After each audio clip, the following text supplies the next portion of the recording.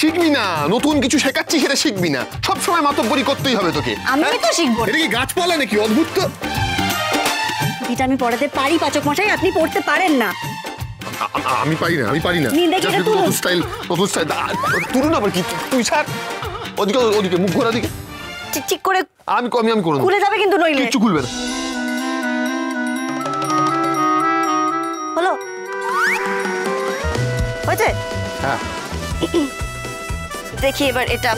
এই কি? এটা তো তুলতে হবে, পায়ে জড়িয়ে পড়ে যাবেন তো। ও নিন এটা এই পকেটে। এটা কি করছেন? এই যে দেখি। বাবা বাবা, দেখ দেখ দেখ, দেখেছিস? দেখ কিভাবে বউ তার স্বামীকে ধুতি পরিয়ে দিচ্ছে। তবে যাই বল, দরকারে অদরকারে ওদের মধ্যে কিন্তু আস্তে আস্তে ঠিক মিলটা হয়ে যাচ্ছে। মূর্খ বালক সব, কি দেখছো? শেখো। এই এই এই, আমি একটা পুলিশ আর ও হচ্ছে প্রফেসর। মূর্খ বালক বলে এখানে কেউ নেই, যে আছে সে হচ্ছে সেরা কাঠিবাজ ছোট মামা। সবসময় আমাদের পিছনে কাঠি করা বন্ধ কর।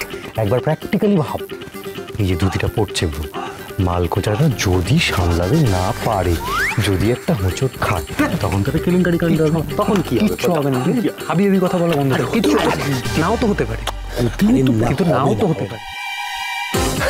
সামান্য একটা ব্যাপার, এটা নিয়ে এত ঝামেলা করা। যা যা যা, বাথরুমে আমার ঘড়িটা রাখা আছে, যা ঘড়িটা নিয়ে যা। মুখ দেখে লাভ নেই, যা।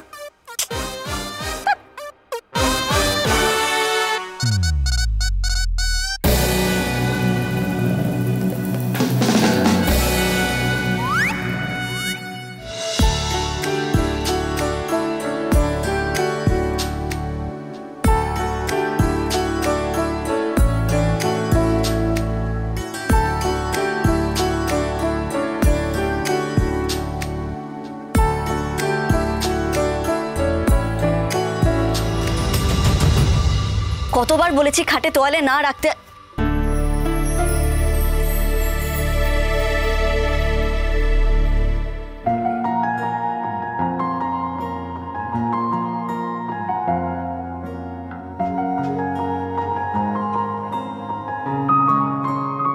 পাচক মশাই,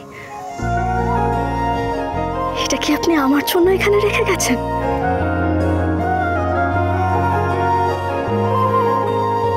এই শাড়িটা আপনি আমার জন্য কিনে এনেছেন, নিজে পছন্দ করে কিনে এনেছেন।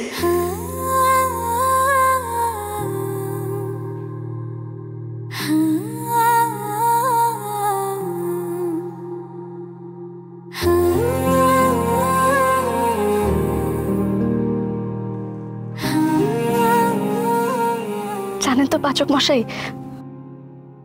মনটা খুব খচখচ করছিল আমার।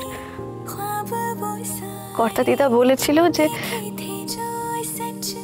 এই বাড়ির ছেলেরা তাদের বউদের যে শাড়ি উপহার দেয় সেটা পরে তারা মাকে বরণ করে, এটাই গুহবাড়ির নিয়ম। কিন্তু আপনি তো আর আমায় বউ বলে মানেন না, তাই আমি ভেবেছিলাম হয়তো আপনি, কিন্তু কিন্তু আপনি যে আমায় বন্ধু ভেবে আমার জন্য এই শাড়িটা এনেছেন, এটাতে আমি খুব খুশি পাচক মশাই, খুব খুশি।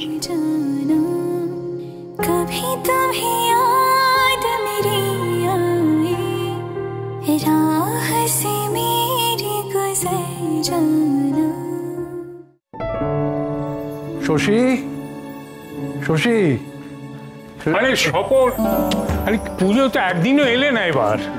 শুভ বিজয়া শশী, এসো কোলাকুলিটা। আরে না না না, বাড়ির ঠাকুর যতক্ষণ না বিসর্জন হচ্ছে ততক্ষণ শুভ বিজয়া হয় না, বললেই মনে হয় পুজো শেষ হয়ে গেল। কি হয়েছে সকল? তোমায় কেমন যেন বিধ্বস্ত লাগছে, কিছু হয়েছে?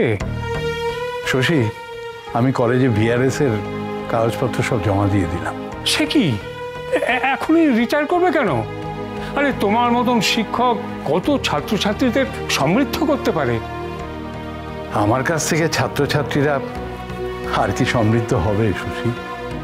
আমার নিজের ভাড়া নিজে শূন্য। তুমি বুঝবে না, তোমার ভরা সংসার, আমার তো তা নয়। মান্ডবীটাও তোমাদের সাথে কি কাণ্ডটাই না করে গেল। সে তো সেই থেকে মুম্বাইতেই চলে গেছে। ও আমার আর একা একা বাড়িতে থাকতে ভালো লাগছে না, তাই আমি আমাদের দেশের বাড়ি বংশীডাঙ্গায় চলে যাচ্ছি। ভালো থেকো তোমরা। কি বলবো বলো, সেখানে গেলে তুমি যদি শান্তি পাও তাহলে তাই করো। বৌঠান, মিষ্টিটা রাখুন। হ্যাঁ, কিন্তু ঠাকুরপো, আমি বলছিলাম কি, আপনি যাবেন কেন? আপনি বরং আমাদের এখানে এসে থেকে যান। কি জানেন ঠাকুরপো, ফাঁকা বাড়িতে একা থাকা যন্ত্রণাটা না আমি বেশ বুঝতে পারি। না বৌঠান, দূরে থাকলেই সম্পর্কটা ভালো থাকে। আমি এখন সব দায় দায়িত্বর বাইরে। তাহলে আর কি বলবো, ঠিক আছে, এখন যা প্রাণ চায় তাই করুন। স্যার, আপনি কেমন আছেন? ভালো আছি মা। তুমি ভালো আছো তো? কথা মা, এই বোটানিটা চালিয়ে যাচ্ছ তো? হ্যাঁ, ওটা ছেড়ো না কিন্তু। না না, বোটানি চর্চা দারুণ চলছে। আর এই বোটানি চর্চার জন্যই তো আমাদের সকাল থেকে রাত পর্যন্ত সব বিভিন্ন ফুল, তারপর পাতার রস, এই সব খাওয়া হচ্ছে। ভালো ভালো, এভাবেই সবাইকে চাঙ্গা রেখো। আমি তাহলে আসি। ও ভালো কথা স্বপন, তোমার বংশীডাঙ্গায় তো ফোনের কোনো নেটওয়ার্ক থাকে না, তোমার সঙ্গে যোগাযোগ করবো কি করে? চিঠি লিখো। আগে তো আমাদের চিঠি লেখারই অভ্যেস ছিল, তাই না?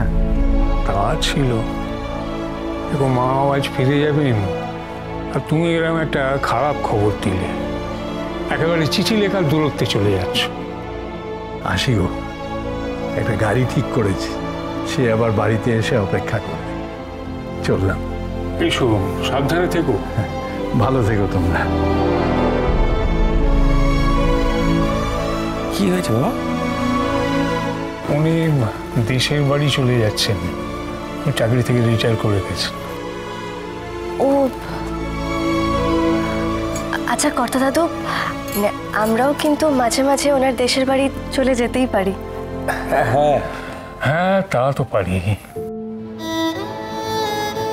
মনটা খারাপ লাগছে নিশ্চয়ই। বেশ, আমি এক্ষুনি জবা ফুলের চা করে আনছি, মন একেবারে চাঙ্গা হয়ে যাবে। তুমি খাবে তো ছোট্ট? আরে তুমি থাকলে কি আর বেশিক্ষণ মন খারাপ করে থাকা যায়? দাও দাও দাও, চা দাও। মেয়ে বউরা সব কোথায় গেলে? চলো তো আমরা বিসর্জনের দিকটা এবার দেখি, মানে কি সব হচ্ছে না। চলো চলো এসো। বল, এই তো কথা মা কোথায়? এই তো, বলো কর্তা দিদা। বলছি, দেখতে দেখতে আজকে তো ভাসান, কটা দিন কেমন ভাবে কেটে গেল, তাই না? তবে ওই যেটা বলার জন্য ওই করলাম, ওই ভাসানের আগে মায়ের কোচরে মাটির সরায় পান্তা ভাত আর ইলিশ মাছ ভাজা রাখতে হবে, এই কথাটা যেন মাথায় থাকে। আর আলপনা, আলপনার কথা বলো। হ্যাঁ হ্যাঁ হ্যাঁ, আলপনা? মাছের আলপনা। আমাদের গুহবাড়ির প্রথা হচ্ছে দশমীর দিন আমরা গোটা বাড়িতে মাছের আলপনা দিই, কারণ মাছ হচ্ছে শুভ। জানো তো কথা, আগে না এই মাছের আলপনা বড় বৌদি দিত। সে যে কি সুন্দর আলপনা, তোমাকে কি বলবো।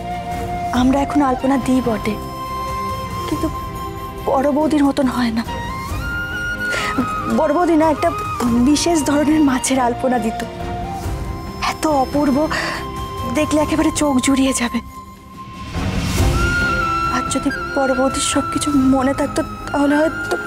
শিয়া, তুমি দেখো, মায়ের একদিন সবটা মনে পড়ে যাবে, আর তারপর মা আবার ওরকম সুন্দর আলপনা দেবে।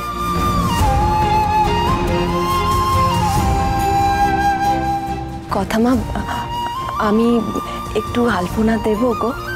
এটা তুমি কি আঁকলে বড় বৌদি? দেখো দেখো, বড় বৌদি আবার আগের মতো লাগছে, সেই তুলির টান, সেই নকশা, অবিকল একরকম যেমন বড় বৌদি আঁকতো।